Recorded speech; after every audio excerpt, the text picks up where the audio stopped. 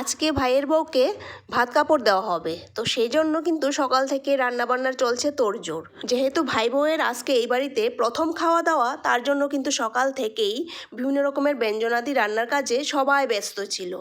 আর সকাল থেকেই আজকে ভাই আর ভাইয়ের বউ দুইজনেই না খেয়ে রয়েছিল, এটাই নাকি ওদের নিয়ম। তো তার জন্য তাড়াতাড়ি করে রান্নাবান্না করা হয়ে গেছে। আর এবার এই রিচুয়ালটার মধ্যে ভাই বউকে কি বললো চলো এবার শুনে নিই। আজকের থেকে তোমার সারা জীবনের ভাত করবার দায়িত্ব দিলাম।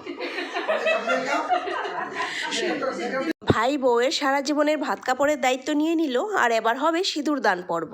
ভাই বউকে বিয়ের দিন সিঁদুর পরায়নি, কেন কি এরকম নাকি ওদের নিয়ম নেই। ওদের নিয়ম হয়েছে ভাত কাপড়ের দিনই সিঁদুর পরানো হয়। তো ভাত কাপড় দেওয়ার পর এখন হচ্ছে সিঁদুর দান পর্বটা। তো ফাইনালি ভাই সিঁদুর পরিয়ে দিল। আর এবার চলো সবাই মিলে খাওয়া দাওয়াটা সেরে নিই, কেন কি সকাল থেকে তো ওরা না খেয়ে রয়েছে। তো চলো আজকে মিনি ব্লগটা এই পর্যন্তই, টাটা।